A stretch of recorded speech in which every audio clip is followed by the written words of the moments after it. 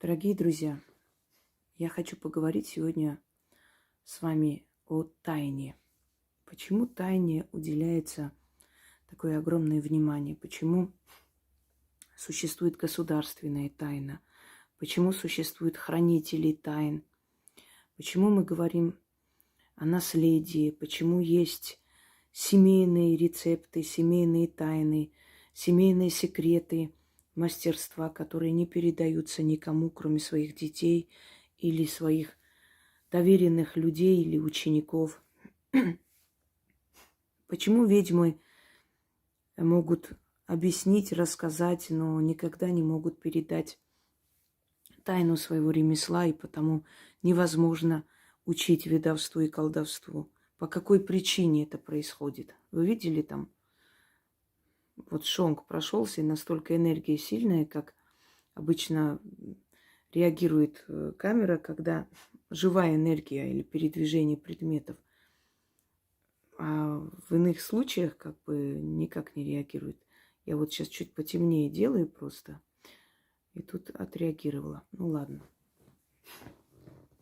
Вот почему так происходит, и чем важна тайна, и какая разница, собственно говоря, 21 век, мы все открыто показываем, рассказываем, дарим. Но почему что-то оставляется себе? Есть такой грузинский мультик замечательный, я не помню сейчас, как называется, по-моему, «Лиса и лев». А, нет, «Кот и лев», где кот был вызван к царю льву, и тот, указав на своего сына, сказал: обучи его своему мастерству, научи его драться, как ты умеешь. И кот, который был драчуном, который был мастером по рукопашным боям, он берется обучать львенка.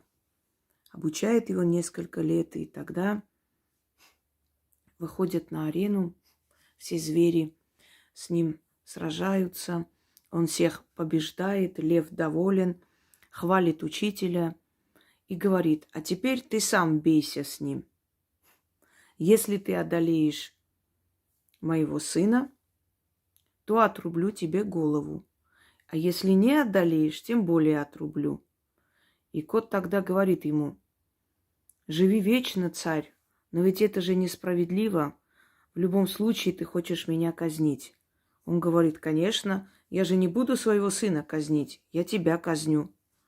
Коту деваться некуда. Он выходит на арену со своим учеником, начинает с ним биться и побеждает его. И тут, когда уже подходят палачи, кот срывается с места, бежит и поднимается на дерево. Лев подходит к дереву, пытается подняться, но у него не получается ничего. И тогда он грозится коту и говорит: почему ты моего сына всему научил, а лазить по деревьям не научил? А кот оттуда отвечает: потому что знаю я ваше гнилое племя.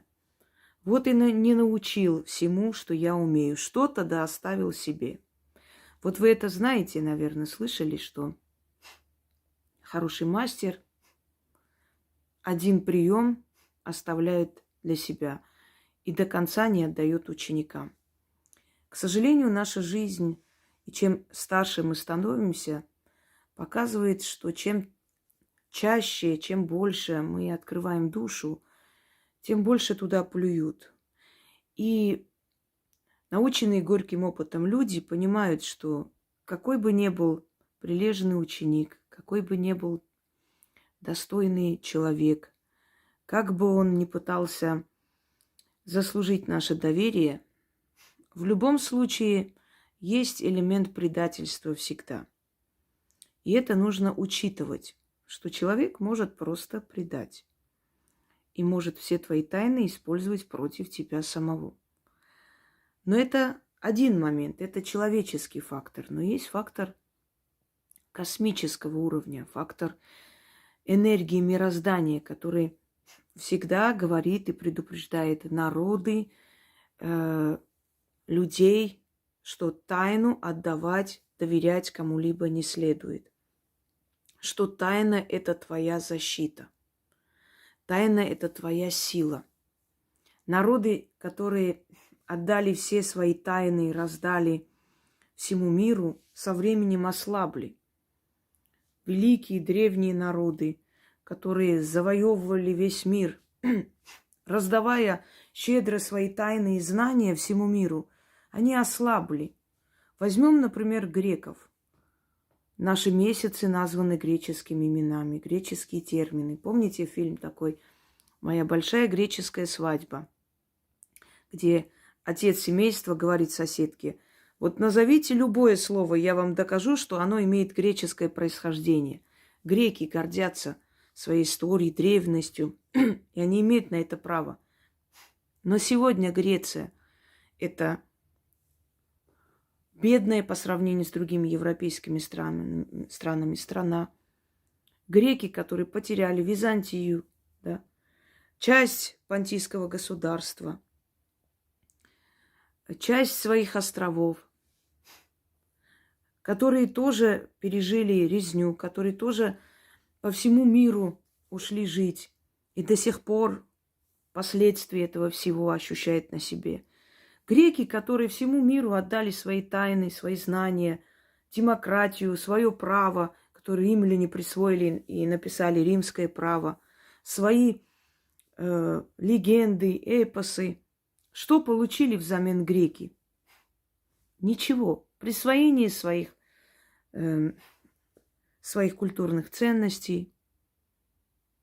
Все через них узнали историю древнего мира, философию и прочее. И на основе греческих философов сегодня пишутся философские трактаты, книги, психиатрия, психология. Все это развито и развивается, и как бы находит свою основу именно у греческих философов, у греческих политиков, писателей того времени. Вот что получили греки. Они получили плагиат их труда по всему миру. Все разнесли, растащили. А что оставили грекам? Слабую страну, воспоминания о былой древности, величии. Все. И так можно говорить о каждом народе, который щедро, открыто все отдавали миру, не оставляя себе ничего. Они оставались ни с чем в итоге. Так происходит не только с греками, не только с другими народностями и с личностями, да. Так происходит с каждым человеком, который забывает о том, что нужно что-то оставить себе. Не раздавать все, не отдавать все, не делиться всем, если тебя попросили. Хочу привести такой момент из своей жизни. Пример, несколько примеров. Первое, что я хочу сказать. У нас была учительница по истории. Она, как-то мы сидели, разговаривали. Я знаю, что она не очень меня долюбливала, потому что на ее уроках дети переписывали от сих до сих, на моих уроках не хотели домой уходить. И она это прекрасно знала, эти слухи знала. Как-то она заболела, и я заменила ее. И после этого дети говорили откровенно: а можно вот та учительница нам будет преподавать? Это было, конечно, неприятно для нее, хотя я им запретила такое говорить. Я никогда это не поощряла, никогда малодушно не радовалась таким вещам. В любом случае, как бы детей не обманешь, где фальшь, где настоящее знание. И как-то на досуге она сказала, что: ой, ты столько часов тебе, ты столько преподаешь разные уроки, разные эти предметы. Сколько ж ты получаешь-то по нашим меркам? И я так, как бы, простодушный человек, еще то время, еще лет, скажем так, 12 почти назад, когда почти 30 тысяч для Волгоградской области, это была просто зарплата чуть ли не депутата, я сказала, около 30. Потому что я работала в 2 смены, брала огромное количество уроков. То есть мне давали, меня не спрашивали. У нас была нехватка учителей. Я преподала географию, историю, окружающий мир, много. Этнографию, юриспруденцию, вот эти все уроки, поскольку они близки к историческим, мне все это приходилось проводить, я проводила довольно успешно. И после этого, ну, она сказала, вот, молодец, очень хорошо, как же это действительно, вот правильно, ты работаешь столько. Мелькнули такие огоньки в глазах недобрые. Ну, я как-то махнула рукой. Проходит некоторое время, и у меня начинает просто отбирать часы. Вдруг там решили из РАИНО, что вот, оказывается, нельзя столько часов учителям, надо сократить, вот новый закон. Мне взяли там определенные часы, отдали кому-то. Потом мои любимые классы, которые я любила больше преподавать. У всех учителей есть любимые классы, где слушатели, где отдача есть. Начали мне подсовывать всякие там уже отсталые классы. Я поняла, что вот та удача, которая у меня была, как учительница, она просто уходит, улетает куда-то. И оно улетело практически. Потому что я всего лишь поделилась, я просто сказала свою зарплату. Этого было достаточно, чтобы после этого все у меня начало уходить. Я нарушила закон Вселенной. Это моя тайна. Тайна – моя энергия. Энергия, которая дает мне идти вперед. Это мне дали, это не ей дали. И поэтому я не имела права отдавать эту тайну кому-либо. Вообще говорить. Деньги-то я не отдала ей свои. Я просто озвучила эту сумму. Этого было достаточно, чтобы этого потерять все. Я помню девушку, которую я помогла и дала ритуал своей бабушки, прабабушки. Но я сказала, что меня за это могут наказать. Поэтому я тебя прошу, никому, нигде это не говори, не применяй для других, только себе. У нее была очень тяжелая ситуация. Я не могла к ней поехать, и надо было это лично делать. Я ей объяснила, как что, и на армянском языке ей отправила этот ритуал. Через год она меня поблагодарила, все у нее было хорошо. Через год я вижу ее в Одноклассниках, совсем под другим ником, фотографии. Я сначала пыталась узнать, кто это, потом узнала все-таки. Она стала ведьмой, принимает людей. И несколько вариантов этого заговора, переведенный на русский язык, за который ее благодарят до земли и прочее. И я за то, что отдала ей это, я получила очень сильное наказание от силы своего рода. Очень сильное, я не буду говорить. Там было 4 строки. Я получила 4 года мучений за это. Я думаю, вы понимаете, о чем я. Меня за это наказали, дали мне пройти очень нехорошее испытание, скажем так. За то, что я, мало того, что дала эту тайну, я ослабила эту силу, которая работала в этом ритуале. Я разозлила свою бабушку, которая передала это не только мне, моей маме передала, я от мамы узнала. Причем сказала, нельзя это напрямую передать. Между нами должен быть мужчина, но слабоумный, не понимающий, неразумный. Либо больной человек, который не осознает, либо ребенок. И они положили между собой, значит, моего двоюродного брата. Он был маленький, года 3, игрался. И бабушка моя говорила, мама повторяла. И вот я так выучила. У меня уши локаторы сразу включились, мозг записал. И я узнала этот заговор. Я знала, что нельзя было никому передать. Поэтому, когда я вам передаю работы моей бабушки, я где-то что-то меняю, чтобы напрямую не передавать. И то я подсознательно чувствую, можно ли это делать или нет. Если я почувствую внутри, что этого делать нельзя, я не отдам. Дорогие друзья, вы отдаете свою тайну. Если я буду раскрывать всю правду о том, как я воюю со своими врагами, я проиграю. Потому что я нарушу вот эту цепочку, эту энергию. Тайна – это такой обруч, который вас обволакивает, закрывает. И если вы отрежете кончик какой-нибудь в сторону этого обруча, обруч развалится. То есть он не может вас уже защитить. Вы не можете там находиться, да, в этом кругу. Вы нарушили этот обруч. Вот это и есть тайна. Тайна вашего рода, тайна вашего бизнеса. Почему люди очень опасаются брать чужих людей в свою фирму? Потому что можно узнать тайну, идти и рассказать.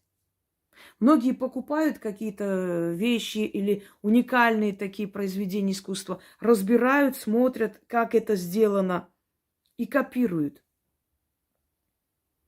Они копируют, но они не получают никакого успеха. Копируют французские духи, но не получают успеха. Мало того, что законодательно преследуются, они не получают успеха. Если они у тебя украли, это не дает никому успеха. Но если ты сама передала, ты отдала им в руки. Ты отдаешь им в руки свою защиту. То, что тебя защищает, и то, что дает тебе возможность подняться в жизни. Может, там нет ничего особенного, ну никаких этих. Знаете, вот, например, тайна украинского борща. У каждой хозяйки своя. Вот что-то такое добавляется там внутри, и он необычный, не такой, как у других женщин. Они могут рецепт записать, взять, но вот этот секрет не знают. Это какой-то ерундовый секрет, предположим. Ну, может, кто-то добавляет там 3 гвоздики. Предположим. Вот она скажет, а вот у меня такой секрет. Я вот 3 гвоздики добавляю, поэтому он такой вкусный. После этого ваш борщ будет дерьмо, можете вылить. А ее борщ будет замечательный, потому что вы отдали эту тайну. Вы будете готовить так же, но у вас ничего не получится. И то же самое ювелирное искусство. Ювелиры. У них есть особая тайна огранки камней, которую они никому не передают, кроме своих самых близких учеников. И то ближе к смерти, когда они уходят, и они отдают этот секрет, эту тайну. Народы не просто так хранят свои тайны. Ватикан не просто так хранит свои тайны. Может, там ничего тайного-то и нет внутри. Не зря в Каабу не пускают всех подряд. Не зря в древние храмы, кроме жреца, никто не заходил. Есть такая книга, сейчас не помню, как называется, в детстве читала, когда тайком прибирается кто-то в языческий храм, который держался в строжайшей тайне, там алтарная часть закрытая и только для жрецов высокого ранга, и такие послушники и жрецы, которые еще не достигли особого величия, они туда не имели права заходить. И он все-таки решил узнать всеми там путями, правдами, неправдами, аж 3 дня переночевал в этом храме, тайком прятался, чтобы когда все уже отойдут из алтарной комнаты, зайти и посмотреть, что там. Когда он открыл дверь, зашел, он увидел, что там пустота. Ничего там нет. И тогда его поймали и больше не выпустили, и заставили его стать жрецом и остаться в этом храме. Иначе его должны были лишить жизни. Сказали, ты узнал эту тайну, если ты сейчас уйдешь, то мы потеряем силу и энергию, наш народ проиграет. Потому что наша тайна в том, что мы это храним. Никто не знает, что там. И все враги, все цари соседних государств боялись этой страны, боялись этого народа, подчинялись, не смели с ними воевать, потому что у них была какая-то тайна, которая их оберегает. И что-то было в этой алтарной комнате, что-то такое страшное, чудовищное, которое могло напасть на них, уничтожить их. И этот страх их просто парализовал, и они не смели их трогать. И когда он зашел и увидел, что там ничего нет, он разочаровался. Но когда ему объяснили, что в этом и состоит защита их народа, что никто не знает, кто оберегает, и поэтому боятся, он понял смысл и остался, и стал жрецом и хранителем этой тайны. И вот на старости лет он приводит своего ученика, чтобы показать ему эту тайну, рассказать ей. У его ученика была такая же реакция, потому что он был так же молод, как и он в свое время. И удивился, он сказал, неужели это и есть наша тайна нашего народа? Да, это наша тайна, оно нас оберегает. Если кто-нибудь об этом узнает, нашего народа не будет. У каждого народа есть какая-то реликвия, какой-то артефакт. И есть хранители этого артефакта и реликвии. Вспомните меч Трои. Пока этот меч у троянца, народ Трои не пропал, он объединится. Вспомните тайну евреев. Пока мы храним ковчег завета Господа, наш народ не пропадет, мы еще вернемся. Это энергия, дорогие друзья, это визуализация, когда весь народ думает об одной теме, мечтает об одном, не может этого не получиться даже через 2000 лет. Они вернули и создали свое государство. Почему? Потому что они хранили эту тайну. Таинство. Они не пускали чужаков, чужеродных, чужаков, извиняюсь, в свои храмы во время каких-то литургий, своих богослужений и так далее. Это была их тайна. По сути, там ничего, может, и нет. Всего-то там двое стариков, которые стоят в этих, скажем, одеждах первосвященников, да, и одна книга, и вот они поют хвалу Господу. Но ведь никто не видел, и всем кажется, что есть какое-то таинство. Этим пользуется и христианская религия. Таинство, значит, сходит благодатный огонь. Что мы уже поняли, что это давно уже фокус-покус. Но оно же тайна, люди же верят в это. Эта тайна оберегает, она соединяет людей. Да, я тоже видела. Вот я тоже это ощутила. Это тайна. Тайна, которая соединяет народ, соединяет семью, соединяет людей вокруг этой тайны. Эта тайна всегда должна быть добрая. Это не тайна, что кого-то убили, где-то похоронили, и они вот соединяются вокруг этой тайны, она их оберегает. Нет. Тайна о том, как мы разбогатели. Тайна о том, как наш дед разбогател, что он делал, какие там, может быть, шил какие-то необычные сумки, и как он их шил, как это у него получалось. Как только тайна раскрывается, все разваливается. Тот, который эту тайну получил у вас, тот, который получил у вас эту тайну, он поднимается по жизни, а вы падаете. Вспомните фильм, по-моему, про... Советский фильм, сказка, конечно, Шахерезада, по-моему, или что там было, когда двух сестер поймали, и у нее было кольцо, тайна, тайная сила. И вот говорят, дай это кольцо, и мы вас освободим. И повели одну сестру в сторону, говорит, если твоя сестра не отдаст это кольцо, мы вас убьем. И она говорит, я у нее сейчас отберу и отдам вам. Нет, не надо отбирать. Надо, чтобы она сама добровольно, иначе смысла нет в этом. Понимаете, то же самое. Если вашу тайну пытается узнать, не страшно. Если сочиняет небылицы о вашей семье, не страшно. Главное, чтобы вы эту тайну не выдали. Когда вы эту тайну выдадите, тогда ваша семья развалится. Если вы сядете, будете говорить о своих любовных каких-то играх со своим мужем, о том, как он вас любит, да, может быть, вы очень хотите гордиться им, что он такой внимательный, любящий. И поверьте мне, после этого он к вам подходить не будет долгое время. Вы отдали эту тайну в чужие руки. У них будет страсть, у тебя нет. Люди, которые очень любят советовать, они тоже проигрывают в жизни очень часто. Вот они сидят и своим подругам советуют. Я вот так сделала, я поехала вот там, вот так, купила сначала, потом привезла там, значит, договорилась, это туда, вот там можно по меньшей цене взять, если ты туда... Ты отдала свою тайну, ты больше нигде ничего по меньшей цене купить не сможешь. Но она будет покупать. И у нее все будет замечательно, она поднимется, потому что ты добровольно отдала тайну своей удачи ей в руки. Боги ведь тебе отдали. Боги ведь отдали тебе это. Это твое.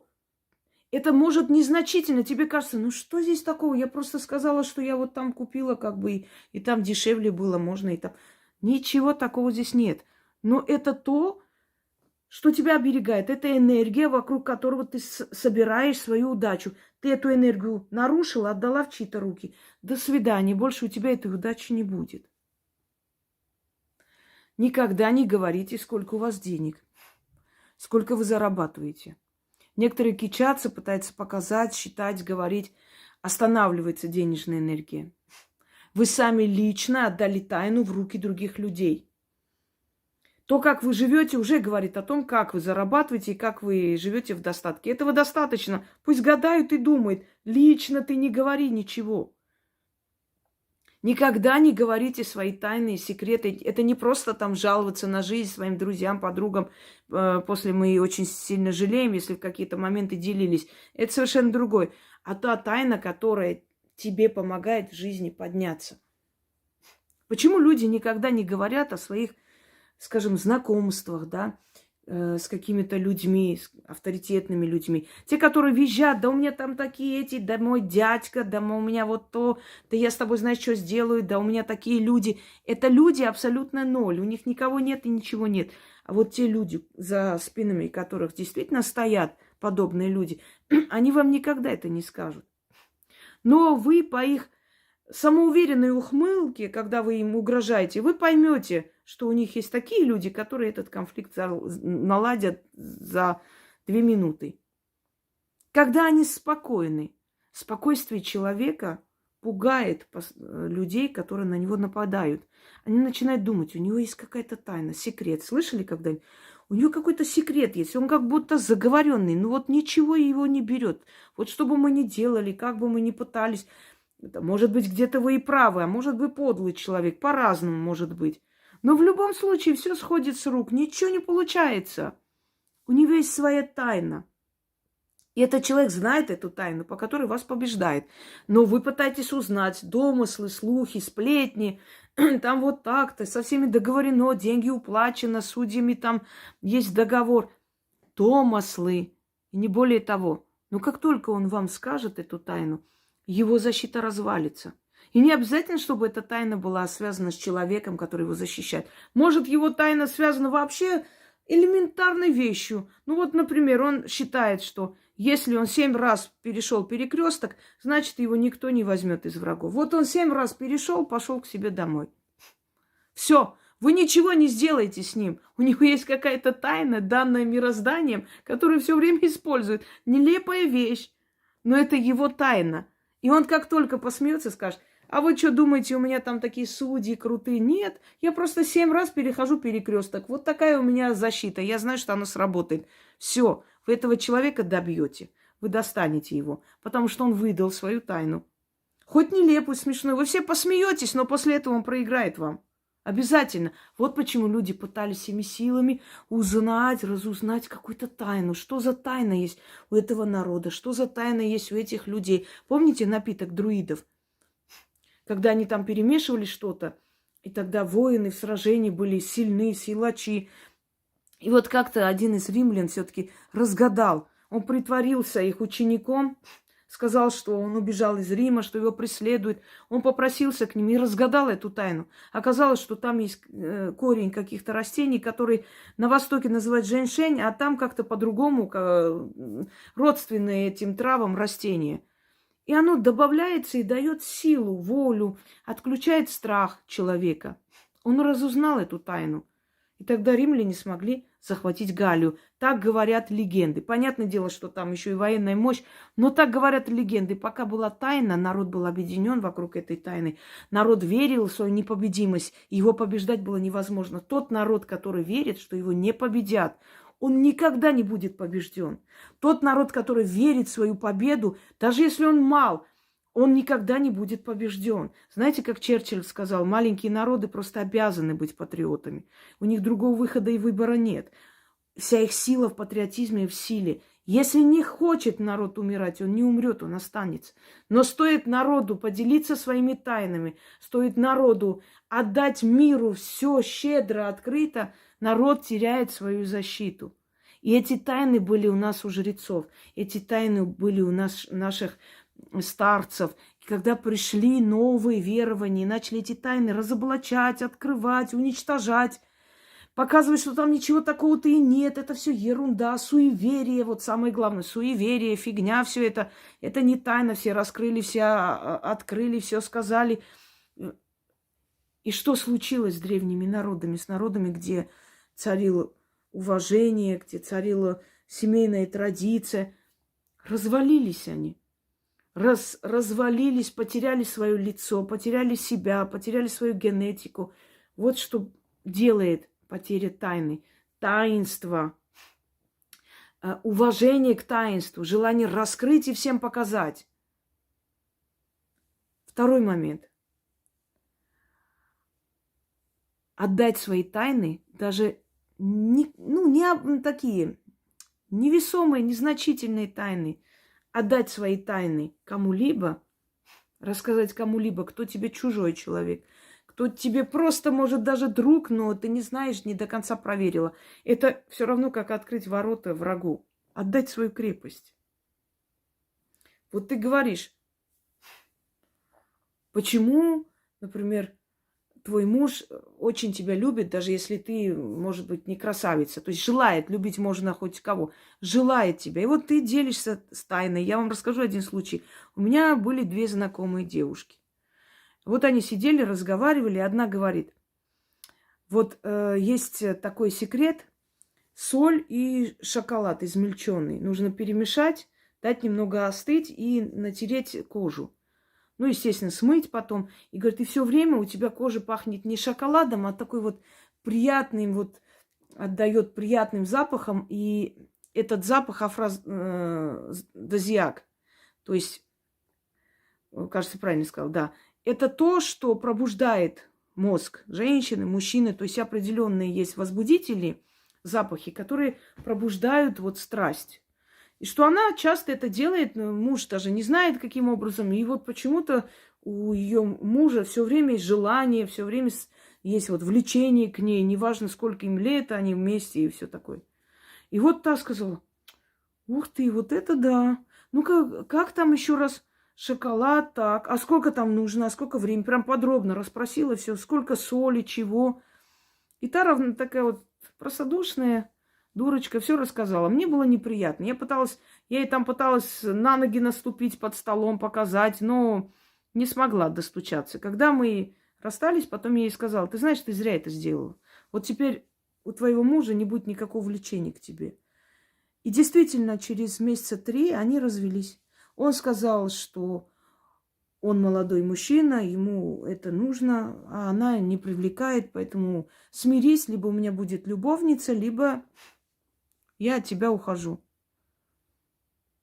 И через некоторое время вот та девушка, которая это все узнала, она вышла замуж очень так неплохо за одного иностранца, дяденьку такого старенького. Ну, это ей нужно было.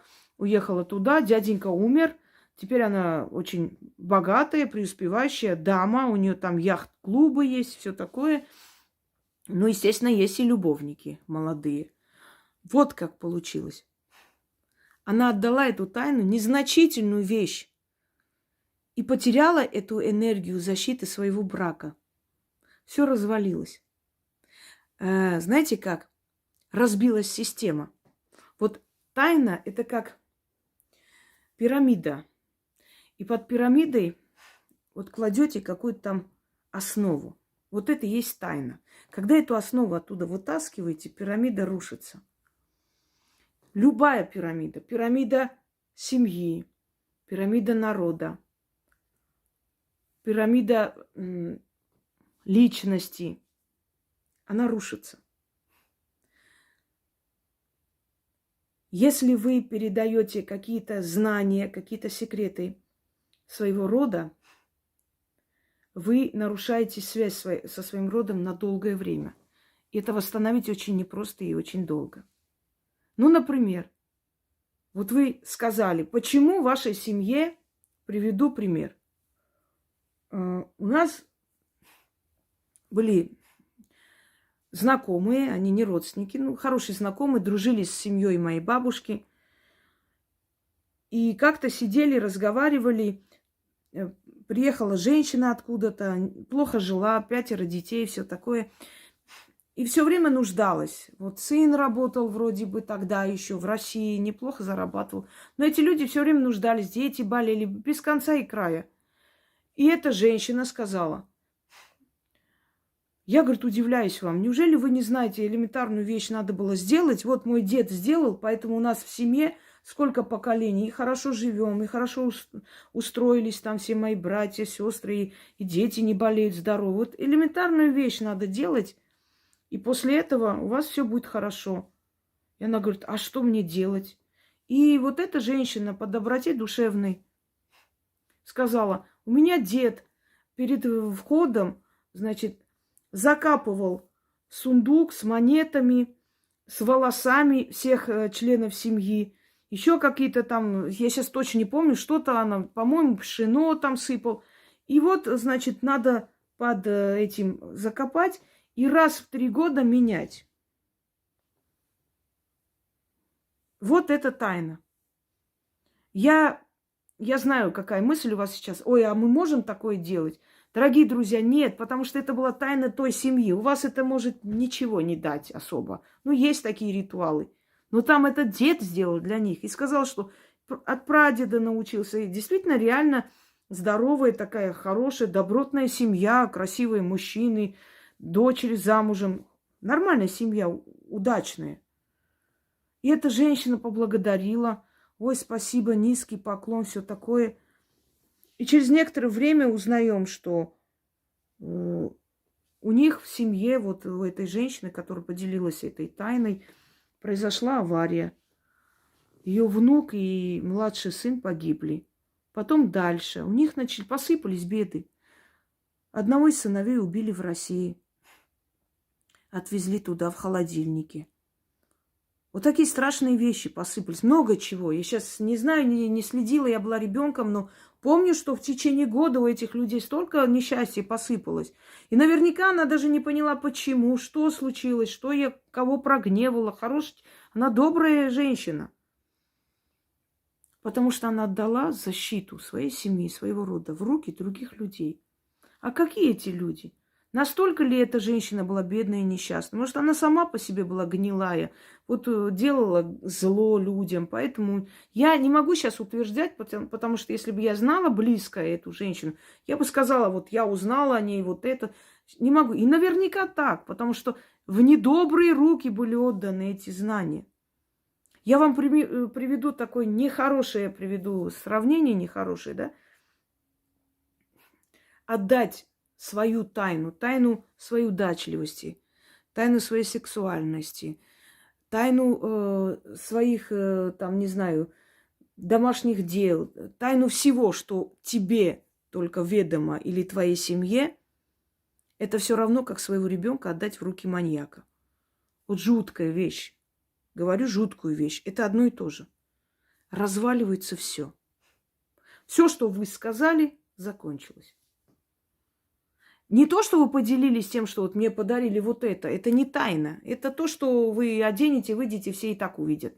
Это просто похвастаться, что и можно и показать, можно нет. Тайна – это когда только ты знаешь, или знают только близкие люди, или только твоя семья, или только твой род, твой народ. То, что знаете только вы и больше никто. И если эту тайну отдать миру, то все, что ваше, уйдет миру. Вам ничего не останется. И главное, чтобы вы добровольно это не сделали. Если будут допытываться, пытаться научиться, понять, не получится. Тайна дамасской стали очень долго не могли понять, откуда это, как это делают, почему. И в Дамаске жили очень богатые купцы именно потому, что они именно торговали сталью дамасской. То есть мастеровые делали, купцы покупали и разносили и продавали во все страны. Все были радостные и довольны. И вот эта гильдия мастеровых, которая хранила эту тайну, никому не отдавала, не говорила, в конце концов кто-то из них проболтался за деньги.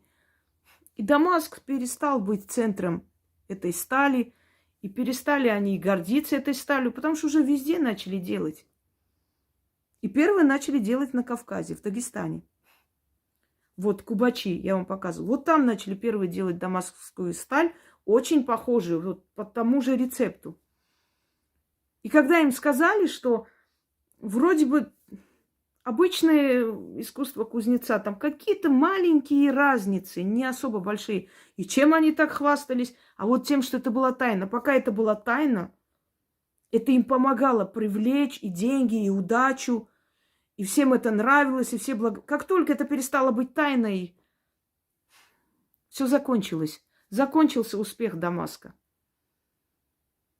Китайский шелк возили караванами с востока на запад, в Римскую империю, в Персидскую империю. И везде это ценилось, и одевали это только патриции, только шахи и султаны. И никто не знал тайну шелковицы, никто. Даже не предполагали, как его получают. И для того, чтобы получить эту тайну, персидский шах женился на китайской принцессе. И та вынесла несколько коконов у себя в волосах. Вот в этой вот гуле, в этой прическе. И рассказала своему мужу, как нужно это делать. И в Персии начали разводить шелковицу. И все. И Китай потерял и влияние свое, и удачу свою.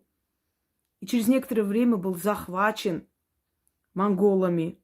И отдал огромное количество жертв. Был просто практически лежал в развалинах. Люди тысячами в день умирали. Только из-за того, что тайна нации была вынесена. Казалось бы, ну ладно, один товар не будут продавать. Что здесь? А видите, какие несчастья принесло это все? Потому что вот этот обруч энергетической защиты нации был нарушен. Все. И нация не только потеряла шелк и тайну, секрет шелка, она вообще все потеряла. И таких примеров много. Кто-то может просто посмотреть на это глазами примитивными и мозгами примитивными и сказать, ну, одна тайна там, ну, перестанут шелк продавать. Ну, вот тайна там перестанут сталь продавать. Это же не конец жизни. Ну, что-то узнал кто-то. Нет, друзья мои. Стоит отдать тайну, даже если эта тайна не такая великая, не такая невозможная просто до такой степени, что вот уже прям не знаю. Нет. Может, эта тайна элементарная, вообще ни о чем. Но она тайна, она закрыта. Ее нельзя говорить. Знаете, да, тайна заговора существует, тайна магии, тайна в магии, таинство. Вот кто-то что-то сделал, не говори, пока не получится. Почему? Разбазаришь эту энергию, больше не придет. Ты сказала секрет того, откуда у тебя деньги идут, они больше не придут. Нет, ты можешь делиться, сказать, вот я вот могу такое сделать, потому что это, ну, не твое личное, ты взяла где-то. Это не так страшно, ты можешь снова сделать. А если только ты это знаешь, я вам скажу еще один такой секрет. Тайна пышной груди. Вот у меня в роду у всех пышная грудь, и это не только генетика. Но я не могу это сказать. Вот я вам первый раз в жизни это говорю, что я знаю эту тайну. Это мне бабушка моя передала, и бабушкина бабушка. У наших женщин, нашего рода всегда была пышная грудь до самой старости. Как у молодой девушки.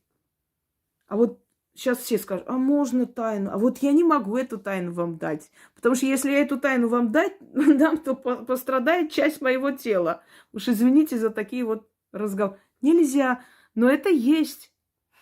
Есть много других тайн, которые я дать не могу. Не потому что я злая и плохая, а потому что я знаю, что если я это отдам, развалится защита того, что я знаю.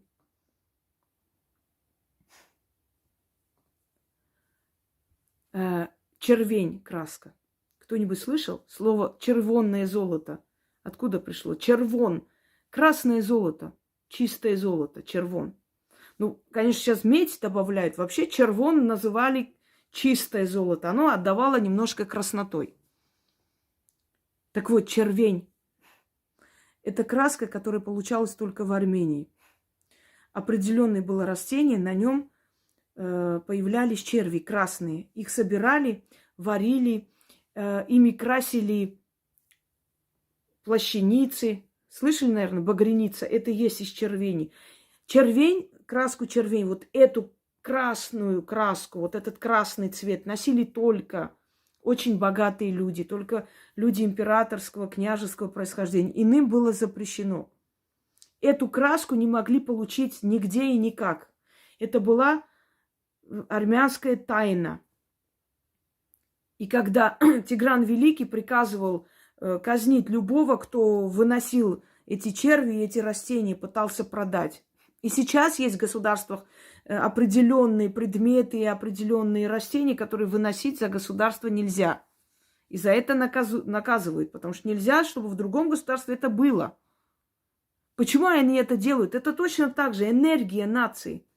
И вот тогда, когда червень во времена Багратидов вышло и продалось, и начали вот этими красными чернилами подписываться и пользоваться римские папы и все такое, государство армянское начало постепенно ослабевать. Может, не только из-за червения, а потому что еще очень много тайн, которые радостно продали, отдали, показали. И оно начало ослабевать и ослабевать. И в итоге мы знаем. И это не только их касается, это вообще касается любой системы. Тайна – это основа, связующее звено. Люди, которые знают эту тайну, объединяются. Народ, который знает какую-то тайну, объединяется. Есть определенная тайна, которая никому не говорится до конца. Или вообще не говорится. Есть определенная тайна в семье, которая никому не говорится. Есть тайна здоровых детей рождения, есть тайна рождения красивых детей. Есть тайна того, как выдать хорошо замуж своих дочерей, чтобы сосватали хорошие люди. У нас была одна женщина, впрочем, я про ее внучку как-то рассказывала, если помните, но я не буду сейчас углубляться. У них все дочери выходили за хороших мужчин, за богатых, за таких, скажем, достойных людей. Очень жили в любви до самой старости, дети, внуки, огромные дома, зажиточные люди. И как-то вот их прабабушку, старая такая женщина, спросили, что как же вам везет, вам, всем вашим дочерям, аж 15-16 лет прям крадут, забирают, просят и всех выдают замуж очень быстро и очень вольготно. И она сказала, вот когда ваши дети вырастают, надо пойти на могилу самой старшей женщины в семье, кланяться ей и сказать, ты родила, ты всех и выдай замуж. Потому что она оттуда оберегает этих детей. Это же ее дочери, она праматерь этого рода имела в виду. И что вы думаете? Я вам не советую сейчас сразу бежать и такое делать, потому что это секрет их семьи, а не вашей. Одна развелась через пару лет. У второй сын погиб. Потом муж ушел. И очень много нехорошего. Практически сейчас у них в роду женщины одинокие. И я помню, как одна из них ходила по там всяким бабушкам, говорили, вот она пошла узнать, почему в этой семье так происходит. Она думает, может, нас проклял кто. Тогда я не поняла, но сейчас, анализируя ситуацию, я понимаю, бабушка выдала эту тайну их семьи, выдала тайну счастья дочерей семьи, и у дочерей счастье закончилось. Теперь понимаете, там же никакой тайны особой не было, ну, по сути, да, логично. Вот про матерь рода у нее просят, чтобы она оттуда помогла своим детям. Всего-то маленькая тайна. Кто-то воспользовался этим, кто-то нет, мы не знаем. Но она сказала прилюдно, всенародно открыла эту тайну. Мол, идите, вы тоже делайте, и у вас тоже будет все хорошо. По сути, тайны выдают добрые люди или корыстные, одно из двух. Если это тайна государства, это человек корыстный. Если это тайна семьи, это может быть по доброте душевной, по простоте, по глупости. И все. Не зря, дорогие друзья, за разглашение тайны наказывали, казнили, называли шпионами, предателями людей. Потому что считалось, что тот, который выдал тайну своего государства, он ослабил государство. В древние времена, во времена Ивана Грозного, когда послов отправляли в другие страны, существовала такая традиция, такой ритуал. Приводили ведьму, и она закрывала рот послам. Начитывала какой-то заговор, напиток, давала им пить, после чего они спокойно уезжали. Считалось, что они даже под пытками эти тайны не выдадут.